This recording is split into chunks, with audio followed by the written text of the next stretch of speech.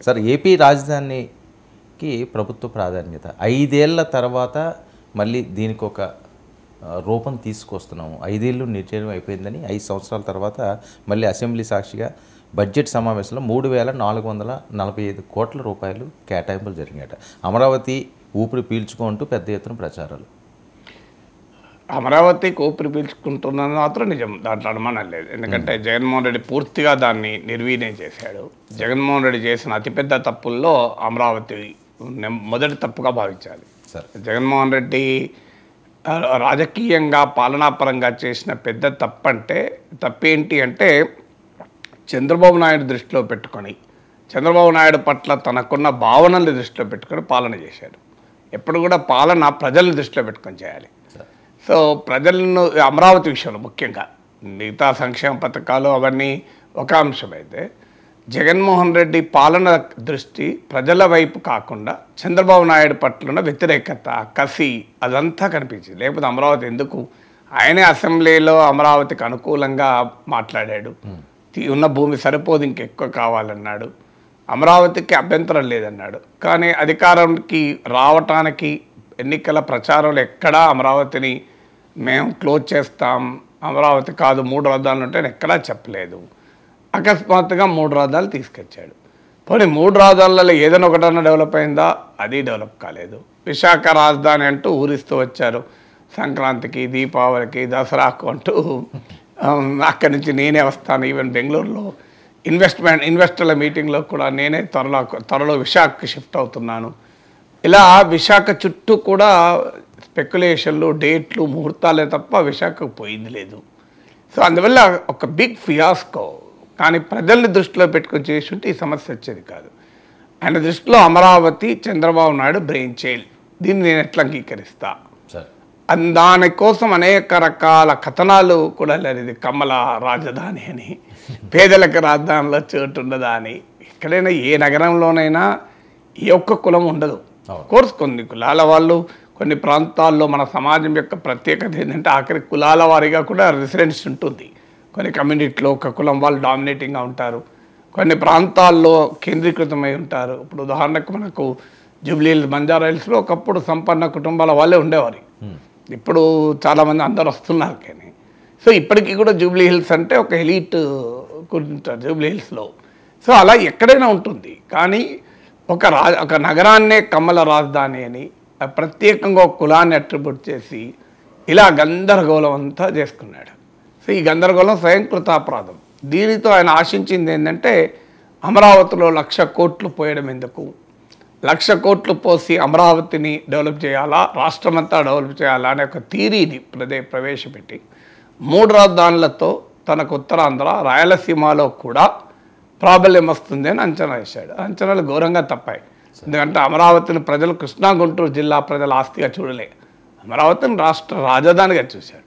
Jaganmohan Reddy miss అయిన point ఏంటంటే అసలు ఆంధ్రప్రదేశ్ రాష్ట్రం విభజన సందర్భంగా ప్రజల్లో ఉండే అసలైన భావోద్వేగం ఏంటి, చంద్రబాబు నాయుడు 2014లో ముఖ్యమంత్రి చేసిన రాజకీయ అంశం ఏంటి, ఇది జగన్మోహన్ రెడ్డి గుర్తించలేకపోయాడు. ఎందుకంటే మీకు 2012లో ఉప ఎన్నికలు జరిగితే జగన్మోహన్ రెడ్డి కాంగ్రెస్ పైన తిరుగుబాటు చేసి వైఎస్ఆర్ కాంగ్రెస్గా ఏర్పడిన తర్వాత మీకు ఉప ఎన్నికల్లో తెలుగుదేశం పార్టీ డిపాజిట్ గల్లంతే దాదాపు అన్ని సీట్లు గెలుచుకున్నది వైఎస్ఆర్ కాంగ్రెస్ స్వీప్ యాక్చువల్గా. సో కానీ 2014కి వచ్చే వరకు 2% ఓట్ల తేడాతో టీడీపీ అధికారంలోకి వచ్చింది. ఏంటి పరిణామక్రమం, మార్పు ఏంటి? 2 ఏళ్ళకి పీరియడ్ కదా. 2012లో ఉప ఎన్నికల్లోమో వైఎస్ఆర్ కాంగ్రెస్ స్వీపు, తెలుగుదేశం పార్టీ డిపాజిట్లు గల్లంతు. 2 ఏళ్లలో చంద్రబాబు నాయుడు 2% ఓట్ల తేడాతో ముఖ్యమంత్రిగా గెలవడం. దీనికి కారణం ఏంటి అంటే రాష్ట్ర విభజన. రాష్ట్ర విభజనకు ప్రధానంగా ప్రజలు వ్యతిరేకించింది. ఇదే ప్రాంతంలో గతంలో ప్రత్యేక ఆంధ్ర రాష్ట్రం కొరకు పోరాటాలు జరిగినాయి. ప్రత్యేక ఆంధ్ర రాష్ట్రం కొరకు పోరాటం జరిగిన గడ్డపైన సమైక్య ఆంధ్ర కొరకు ఆరాటం ఎందుకు కనిపించింది? కారణం హైదరాబాద్ మహానగరం ఈ 58 ఏళ్ల సమైక్య రాష్ట్రంలో రాజధానిగా ఈ హైదరాబాద్ నగరంతో సామాజిక, ఆర్థిక, రాజకీయ, భావోద్వేగ సంబంధాలు అన్ని ప్రాంతాల ప్రజలకు ఏర్పడ్డాయి. అందువల్ల దాన్ని కోల్పోలేకపోయారు, బాధపడ్డారు. అయ్యో, ఇంత మహానగరం, ఉమ్మడి రాష్ట్రంలో ప్రజలందరూ కలిసి నిర్మించుకున్న నగరం మాకు లేకుండా పోతుందన్న ఆవేదన సీమాంధ్ర ప్రజల్లో కట్టలు తెచ్చుకున్నది. అందుకే మీకు ఆ దశలో హైదరాబాద్ కేంద్రపాలిత ప్రాంతం జిల్లా రకరకాల డిమాండ్లు వచ్చాయి. రాయల్ తెలంగాణ అనే డిమాండ్ కూడా వచ్చింది. ఇదంతా హైదరాబాద్ చుట్టూ జరిగిన వ్యవహారం. సో ఎప్పుడైతే హైదరాబాద్ను కోల్పోయారో క్యాపిటల్ సిటీ లేని రాష్ట్రంగా మళ్ళీ మారుతోంది. అప్పుడు కర్నూలు కోల్పోయాం ఉమ్మడి రాష్ట్రం కొరకు. అప్పుడంటే అర్థం ఉంది, కర్నూలు కన్నా హైదరాబాద్ మహానగరం కనుక ప్రజలు సంతోషపడ్డారు. ఇప్పుడు హైదరాబాద్ను వదిలి వచ్చి మళ్ళీ మన నగరం లేకుండా అయ్యాం. పెద్ద సోర్స్ ఆఫ్ ఇన్కమ్ కోల్పోయాం. ఒక బిగ్ సిటీ కావాలి, క్యాపిటల్ సిటీ కావాలి అన్న భావన, పాలనా అనుభవం ఉండాలి అనే భావన చంద్రబాబు నాయుడు గెలిపించింది. అంటే హైదరాబాద్ చుట్టూ ఉన్న ఆస్పిరేషన్ కేవలం ఒక హైదరాబాద్ నగరం అనే కాదు, ఆడ హైదరాబాద్ అని భౌగోళికంగా కాదు కదా, ఆడ ఒక క్యాపిటల్ సిటీ, ఒక బిగ్గర్ ఎకనామిక్ గ్రోత్ ఇంజన్ కోల్పోతున్నామన్న బాధ సీమాంధ్ర ప్రజల్లో కట్టలు తెచ్చుకుంది. దాన్ని చంద్రబాబు నాయుడు సమర్థవంతంగా రాజకీయంగా దానికి రెస్పాండ్ కాగలిగాడు. దానికి తోడు నరేంద్ర మోడీకి దేశవ్యాప్తంగా ఒక వాతావరణం ఉండడం, కేంద్ర సహకారం అవసరము, కొత్త రాష్ట్రానికన్నా భావన ఉండడము, అధికారంలోకి రాబోతున్న కూటమిలో టీడీపీ భాగస్వామి కావడము, పవన్ కళ్యాణ్ చేరడం, ఇవన్నీ కూడా కలిసి వచ్చాయి. ఇవన్నీ కలిసి వచ్చిన అసలు ఫ్యాక్టరీ ఏంటి? మళ్ళీ హైదరాబాద్ నగరం, దానికో ప్రత్యామ్నాయం. అందుకే మీరు గమనించినప్పుడు ఎన్డీఏ ప్రచారంలో కూడా ఢిల్లీ అసూయపడే రాజధాని, హైదరాబాదును తలదన్నే రాజధాని నిర్మిస్తాం అనే నినాదంతో అధికారంలోకి వచ్చారు. 5 ఏళ్లలో వాస్తవంగా చంద్రబాబు నాయుడు గ్రౌండింగ్ చేయలేదన్న విమర్శలు కూడా ఎదుర్కొన్నాడు. అంటే కొన్ని టెంపరీ బిల్డింగ్లు కట్టాడు. ఇప్పుడు మన హైదరాబాద్ నగరంలో సెక్రటేరియట్ కట్టారు. 6 నెలలు 7 నెలలు 1 ఇయర్ లోపల అయిపోయింది కదా. అలాంటి ఐకానిక్ బిల్డింగ్ ఉందా మీకు అమరావతిలో? 5 ఏళ్ళు ఇప్పటికి లేదు. ఒక్క హైదరాబాద్లో సెక్రటేరియట్ ఇప్పుడు అనుకున్న తర్వాత కట్టిపడేశారు కదా. సో మీకు ఈలో సెంట్రల్ విస్టా ప్రాజెక్ట్ 20,000 కోట్లతో బ్రహ్మాండంగా కొత్త పార్లమెంట్ బిల్డింగు, అన్ని ఆఫీసులు కూడా వచ్చేసినాయి కదా. మరి ఈ అమరావతిలో రాలే కదా. అది వాస్తవంగా చంద్రబాబు నాయుడు పైన విమర్శ కూడా వచ్చింది ఆ రోజుల్లో. ఇది అమరావతి కాదు భ్రమరావతి అని కూడా ఆ పుస్తకాలు వచ్చాయి. దాన్ని జగన్మోహన్ రెడ్డి ఉపయోగించుకోలేకపోయాడు. వాస్తవంగా 2019లో అది ఎన్నికల్లో ఆయనకు ఉపయోగపడ్డది, కానీ తర్వాత దాన్ని అడ్వాంటేజ్గా మార్చుకోలేకపోయాడు. ఆయన కనుక అమరావతిని ఒక ఏడాదిలో 2 ఏళ్ళలో కంప్లీట్ చేసి ఉంటే, ఓకే, చంద్రబాబు నాయుడు చూపెట్టినటువంటి గ్రాఫిక్స్లోనే కాకుండా సాధారణంగా ఒక మంచి రాజధాని, ఒక మంచి బిల్డింగులు, అసెంబ్లీ, సెక్రటేరియట్, ఇప్పుడు హైదరాబాద్లో ఉన్నటువంటి సెక్రటేరియట్, ఇవి నిర్మించి, లేదు ఆ ప్రాంతంలో ఎలాగూ ప్రభుత్వ కంపెనీలు, ప్రభుత్వ భవనాలు వస్తాయి, రిజర్వ్ బ్యాంక్ ఆఫ్ ఇండియా, ఇవన్నీ వచ్చి అసలు అమరావతి ఇష్యూనే ఉండేది కాదు. కానీ దానికి చంద్రబాబు నాయుడు మీద కసితోని అమరావతిని కంప్లీట్గా నాశనం చేసుకున్నారు. లేదు పోనీయండి, అమరావతి అలాగే ఉంటుంది, కొత్త క్యాపిటల్ గ్రీన్ఫీల్డ్ సిటీ అంటే ఒక నూతన నగరాన్ని మనం నిర్మించలేము, నగరం నేచురల్గా డెవలప్ కావాలి. గ్రీన్ఫీల్డ్ సిటీ అంటే చాలామంది హరిత నగరం అనుకుంటారు. హరిత నగరం కాదు గ్రీన్ఫీల్డ్ సిటీ అంటే. అంటే గ్రీన్ఫీల్డ్ అంటే గ్రీన్ ఉన్నది కదా, హరితం అనుకుంటారు. గ్రీన్ఫీల్డ్ సిటీ అంటే బిల్డింగ్ ఫ్రమ్ ఎ స్క్రాచ్, కొత్త కంప్లీట్గా అంతకుముందు లేని దాన్ని నిర్మిస్తే దాన్ని గ్రీన్ఫీల్డ్ సిటీ అంటారు. సో ఈ గ్రీన్ఫీల్డ్ సిటీ కాదు, నేను అట్లీస్ట్ విజయవాడనే రాజధానిగా ప్రకటిస్తాను. విజయవాడ రాజధానిగా ఉంటే అన్ని దిశలా వద్దన్నా హైదరాబాద్ డెవలప్ అవుతుంది. ఈవెన్ అమరావతి ప్రాంతానికి కూడా విస్తరిస్తుంది రాజధాని. అటు నూజివీడు వరకు విస్తరిస్తుంది, ఇబ్రహీంపట్నం, ఇటు జగ్గయ్యపేట వరకు విస్తరిస్తుంది. విజయవాడకు రాజకీయ చరిత్ర ఉంది. తెలుగువారి వారి రాజకీయ చైతన్యానికి కేంద్రం విజయవాడ అని ప్రకటించి ఉన్న జగన్మోహన్ రెడ్డికి నష్టం జరిగేది కాదు. ఇప్పుడు 1,00,000 కోట్లు ఖర్చు కావాలి, అంత పెట్టలేము. ఇప్పుడు ఆల్రెడీ విజయవాడ సిటీ ఉంది, దాని చుట్టూ ఎక్స్పాండ్ అయ్యే స్కోప్ ఉంది. నేను విజయవాడనే రాజధానిగా ప్రకటిస్తాను అన్న అయిపోయేది. అది ఏది కాకుండా దీన్ని నానా వివస్థం చేసి, నానా గందరగోళం చేసుకొని ఆఖరికి అమరావతిని ముంచాడు, తాను మునిగాడు జగన్. సో ఈ పరిణామ క్రమంలో ఇప్పుడు ఖచ్చితంగా చంద్రబాబు నాయుడు అమరావతిని కట్టి తీరుతాడు. సమస్యల్లో ఎంత వేగంగా కడతాడు అనేది లెక్క కానీ, బట్ కట్టయితే తీరుతాడు. ఎందుకంటే that is a dream project. అసలు అమరావతిని వేస్ట్ ఆఫ్ మనీగా చూడడం కూడా కరెక్ట్ కాదు. ఎందుకంటే ఆధునిక ప్రపంచ ఎకానమీలో నగరాలు చాలా కీలక పాత్ర పోషిస్తున్నాయి. జగన్మోహన్ రెడ్డి చేసిన డెవలప్మెంట్ పారాడిమ్లో ఉన్న తప్పు కూడా అది. అంటే ఏదో నగర నిర్మాణానికి పెట్టే ఖర్చు is a waste of money అనుకుంటారు. It's not waste of money. నగర నిర్మాణానికి ఒక ఇన్ఫ్రాస్ట్రక్చర్ బేసిక్గా ప్రభుత్వం పెట్టిన తర్వాత ప్రైవేట్ ఇన్వెస్ట్మెంట్ వస్తుంది. ఇప్పుడు ముంబై నగరం ఉంది. ముంబై నగరం ఇవాళ భారతదేశ ఆదాయ పన్నులో ఒక సిగ్నిఫికెంట్ పార్ట్ ముంబై నుంచే వస్తుంది. తెలంగాణ ఎకానమీలు ఇలా హైదరాబాద్ లేకుండా తెలంగాణ ఎకానమీ ఊహించలేం మనం. న్యూయార్క్ నగర జీడిపి మీకు ప్రపంచంలో 150 దేశాల జీడిపి కన్నా ఎక్కువ. So this is how the world economy is moving. ప్రపంచ ఎకానమీ ఇలా నగరాల చుట్టూ అల్లుకుంటోందన్న వాస్తవాన్ని కూడా జగన్మోహన్ రెడ్డి గమనించలేకపోయాడు. సో దీనికి విశాఖపట్నం దాన్ని మారుస్తా అక్కడ 10,000 కోట్లు ఖర్చు పెడితే అయిపోతుంది. అదే 10,000 కోట్లు అమరావతిలో ఖర్చు పెట్టినా అయిపోయింది కదా. అసెంబ్లీ బిల్డింగు, సెక్రటేరియట్, మీకు ఇవి కట్టిన హైకోర్టు బిల్డింగ్ కట్టడానికి 10,000 కోట్ల కన్నా ఎక్కువ ఖర్చు అవుతుందా ఈ బేసిక్ ఇన్ఫ్రాస్ట్రక్చర్ పూర్తి చేయడానికి? సో అందువల్ల ఆ పని ఆయన తప్పు చేశాడు కనుక ఈ కృష్ణా గుంటూరు జిల్లాలో కూడా ఓడిపోయాడు. మీరు గమనిస్తే 2019లో అమరావతి అనే ఒక అద్భుత రాజధాని నిర్మిస్తానన్న చంద్రబాబు నాయుడు ఆయన కొడుకు లోకేష్ అదే ప్రాంతంలో మంగళగిరిలో ఓడిపోయాడు. మీకు తాటికొండలో ఓడిపోయాడు. అమరావతి చుట్టూ ఓడిపోయింది టీడీపీ. కారణం ఏంటంటే ప్రజలు అంగీకరించలేదు. మీరు 5 ఏళ్ళు సమయం ఇచ్చాం, మీరు ఇంకా అవి ఇట్లా చేస్తాం అట్లా చేస్తాం అని చెప్తున్నారు. ఒక అసెంబ్లీ బిల్డింగ్ లేదు, అన్ని తాత్కాలిక భవనాలే అని ప్రజలు అమరావతిని ఆహ్వానించిన అమరావతి నిర్మాణ దశను వ్యతిరేకించారు. అందుకే మీకు మంగళగిరిలో ఓడిపోయారు, తాటికొండలో ఓడిపోయారు. 2019లో 2 అమరావతి ప్రాంత సీట్లే కదా, రెండిట్లో ఓడిపోయారు కదా. అదే ఇప్పుడు మీరు చూడండి, అమరావతిని దెబ్బతీశాడు. లోకేష్కు అపూర్వమైన విజయాన్ని 90,000 పైగా మెజార్టీ ఇచ్చారు కదా ప్రజలు.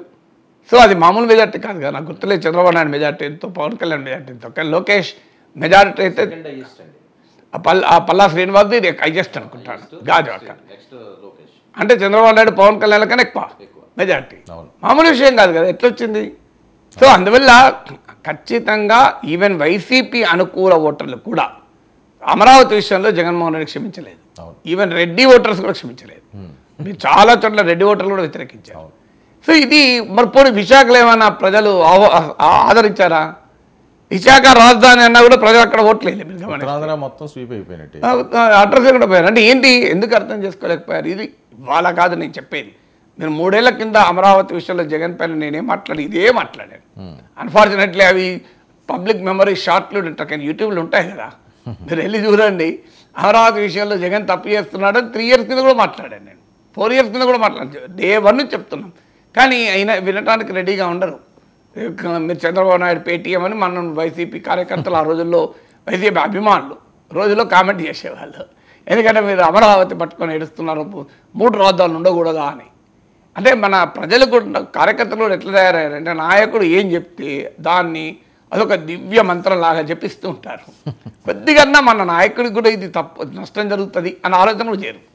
ఇక నాయకుడు మాట అన్నాడంటే ఇక దివ్య మంత్రమే. ఇక వీళ్ళు మామూలుగా ఉండదు, కానీ ఊగిపోతా అంటారు. కానీ మాలాంటి వాళ్ళ మేము మొదటి చెప్తున్నాం ఇది ప్రమాదకరము, ఇది దిస్ సెల్ఫ్ గోల్ అని.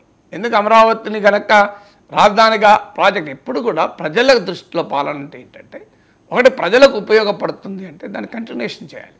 ఇప్పుడు ఉదాహరణకు మీకు రాజశేఖర రెడ్డి ప్రారంభించిన ఆరోగ్యశ్రీ ఫీ రీయింబర్స్మెంట్ ఎవరైనా ఆపారా? జగన్మోహన్ రెడ్డి అన్నా క్యాంటీన్లు కూడా ఆపే ఎవరైనా అర్థం ఉంది దాంట్లో? ఏమన్నా పేదవాడికి 5 రూపాయలకు అన్నం పెడుతున్నది అన్నా క్యాంటీన్ నీకు పేరు నచ్చలేదు అనుకోండి, ఇంకో మీకు తమిళనాడులో కరుణానిధి ప్రభుత్వం కూడా అమ్మ క్యాంటీన్నే నడిపారు. దానికి పేరు కూడా మార్చలే వాళ్ళు. వీళ్ళు కావాలంటే వైఎస్ఆర్ క్యాంటీన్లు పెట్టుకోవాల్సి ఉండే పేరు, ఎవరద్దన్నారు. అయినా ఎన్టీ రామారావు విషయంలో పేరుంటే వీళ్ళకి ఏం అభ్యంతరం అయితే లేదు కదా. లక్ష్మీపార్వతి వైసీపీ నాయకురాలు కదా. సో మరి అన్నా క్యాంటీన్లు అభ్యంతరం, అన్నా క్యాంటీన్లు ఎందుకు ఆపారు? ప్రజలకు లాభం అయ్యేది ఆపడం ఏంటో నాకు నిజంగా అర్థం కూడా కాదు. మీ రాజకీయాలకు ప్రజలకు లాభం అయింది ఆపితే ప్రజలు క్షమిస్తారా? మీరు చంద్రబాబు నాయుడు ఆరోగ్యశ్రీ ఆపగలడా? ఫీ రీయింబర్స్మెంట్ ఆపగలడా? సో అందువల్ల ఇప్పుడు హైదరాబాద్ మీరు చూడండి, మీరు చంద్రబాబు నాయుడు ముఖ్యమంత్రిగా అయిపోయాక రాజశేఖర రెడ్డి ముఖ్యమంత్రి కంటిన్యూటీ తప్ప ఎక్కడ ఆగలేదు. రోషయ్య, కిరణ్ కుమార్ రెడ్డి ముఖ్యమంత్రి కంటిన్యూటీ, కేసీఆర్ ముఖ్యమంత్రి కంటిన్యూటీ, ఇప్పుడు రేవంత్ రెడ్డి మళ్ళీ ముఖ్యమంత్రి కంటిన్యూటీ. ఇక్కడ నాగేదా హైదరాబాద్? మీరు హైదరాబాద్ ట్రాజెక్టరీ చూస్తే ముఖ్యమంత్రులతో సంబంధం లేదు. ఇది నేను చెప్పడం కాదు, రేవంత్ రెడ్డి ఈ మధ్య చెప్పాడు, కేసీఆర్ను కూడా కలుపుకొని చెప్పాడు, చంద్రబాబు నాయుడు కూడా చెప్పాడు హైదరాబాద్లో ఈ కార్యక్రమం కంటిన్యూ అయింది అని. మీకు నిజాం కాలం నుంచి మొదలుకొని రేవంత్ రెడ్డి కాలం వరకు హైదరాబాద్ యొక్క డెవలప్మెంట్ ట్రాజెక్టరీలో ఎక్కడ అమరావతి అనుభవం లేదు మనకు. అవును. అమరావతి అనుభవం ఎక్కడ హైదరాబాద్ ఉందా? ఎవరైనా నాయకు నాకేం సంబంధం, ఈ సైబరాబాద్ చంద్రబాబు నాయుడు చేశాడు, నేను ఈ సైబరాబాద్ వ్యతిరేకంగా హైటెక్ సిటీ పీక్ పడేస్తా అని రాజశేఖర రెడ్డి అనలేదు కదా. జగన్మోహన్ రెడ్డి తన తండ్రి అనుభవమే ఉంది కదా. అవును. సో చంద్రబాబు నాయుడు టైంలో ఇది వచ్చింది, ఈ హైటెక్ సిటీ, ఈ సైబరాబాద్, ఈ ఐటీ ఏంది, ఇదంతా అయ్యేది లేదు పోయేలేదు, నా ప్రియారిటీ ఇది కాదు అని రాజశేఖర రెడ్డి అనుకున్నాడా? రాజశేఖర రెడ్డి వచ్చాక కూడా ఐటీ ఎగుమతులు ఏం తగ్గలేదు. పోనీ తెలంగాణ వచ్చాకైనా ఆ రాజశేఖర రెడ్డి కోకాపేట డెవలప్ చేసి నాకేం సంబంధం కోకాపేట అన్నాడా? కానీ కేసీఆర్ టైంలో కోకాపేటకు మోకిల్లా ఆడైంది, కొల్లూరు ఆడైంది, కానీ కోకాపేట ఆగలేదు మీరు గమనిస్తే. అందువల్ల ఎప్పుడు కూడా ప్రజల దృష్టితో ఆలోచించాలి. తమ ప్రత్యర్థుల్ని దృష్టిలో పెట్టుకొని కళ్ళు మూసినా కళ్ళు తెరిసినా తమ రాజకీయ ప్రత్యర్థి కనబడితే అది నష్టం కదా. అది జగన్కైనా వర్తిస్తుంది, ఈవెన్ చంద్రబాబు నాయుడుకైనా వర్తిస్తుంది. ఇప్పుడు కూడా టీడీపీ నేతలకు కళ్ళు తెరిసినా కళ్ళు మూసినా వాళ్ళకి జగనే కనబడుతున్నాడు. జగన్ దృష్టితో పాలన చేస్తే మళ్ళీ జగన్కి వచ్చిన అనుభవమే వస్తుంది. జగన్ దృష్టితో పాలన అవసరం లేదు. మీరు ప్రజలు మిమ్మల్ని ఎన్నుకున్నారు, బ్రహ్మాండమైన తీర్పు చెప్పారు, మీరు ప్రజల దృష్టితో చేయండి, జగన్ వదిలేయండి, జగన్ ప్రజలు చూసుకున్నారు కదా, చూసుకుంటారు. కానీ ఉదయం లేస్తే నిద్ర కళ్ళు మూసినా కళ్ళు తెరిసినా జగనే కనబడుతున్నాడు కదా. సో వీళ్ళదే తప్పు చేస్తున్నారు. మళ్ళీ మీరు చూస్తున్నాను నేను ఇవ్వాలంటే జనానికి కోపం వస్తుంది. మళ్ళీ జగన్ పేటీఎం బ్యాచ్ అని కింద కూడా వేదవాళ్ళు కామెంట్ చేస్తారు. కానీ నేను ఇవాళ చెప్తున్నా, మీరు మన నెక్స్ట్ ఎలక్షన్ల తర్వాత 5 ఏళ్ళకో 10 ఏళ్ళకో నేను చెప్పి నిజంగా కాకపోతే చూడండి మీరు. ఎందుకంటే ఇదే ధోరణి కరెక్ట్ కాదు. ఎప్పుడు రాజకీయాల్లో ప్రత్యర్థుల్ని ఎవరైనా అటాక్ చేస్తారు, కాదని అంటలేరు. కానీ ప్రజల దృష్టితో పాలన చేయాలి, ప్రత్యర్థి దృష్టితో రాజకీయం చేయాలి. ఈ రెండు మిక్సప్ చేయకూడదు. పాలన విషయంలో ప్రజలు తప్ప ఇంకో ఆలోచన ఉండకూడదు. అది ఎవరన్నా కానీ ఏదన్నా కానీ నాకు ప్రజలు ముఖ్యం. సో అది ప్రజలకు ఉపయోగపడుతుంది అంటే నేను చేస్తాను, ప్రజలకు ఉపయోగపడదంటే నేను చేయను. కానీ రాజకీయాలు ప్రత్యర్థులు ఉద్దేశించాలి. ఈ రెండింటిని మిక్స్ చేసి ప్రజలను వదిలేసి పొద్దున్న లేస్తే ప్రత్యర్థిని స్మరించి కూర్చుంటే, ఇప్పటికీ మీరు గమనించండి, నేను బడ్జెట్లో గత ప్రభుత్వ పాలన గురించి ఏకరు పెట్టడం. అరే ప్రజలు వాళ్ళు తెలుసుకొని దీనికి అధికారం ఇచ్చాక ఇంకా నువ్వు మర్చిపోకపోతే ఎట్లా? ప్రజలు మర్చిపోయింది జగన్ గైన్, చంద్రబాబు నాయుడు మర్చిపోడు, పవన్ కళ్యాణ్ మర్చిపోడు, జగన్ అంటే మర్చిపోయి ప్రజలు కూడా మర్చిపోకుండా చేస్తున్నారు. గుర్తు చేసి ఒక దశగా జగన్కి ఏమంటే అయ్యో పాపం ఇంత వాయించుతాను జగన్, ఆయన ఏమన్నా మంచిగా చేసిండేమో, వీళ్ళకి ఇంత కోపం అనే ఫీలింగ్ వస్తుంది ప్రజలకు కూడా.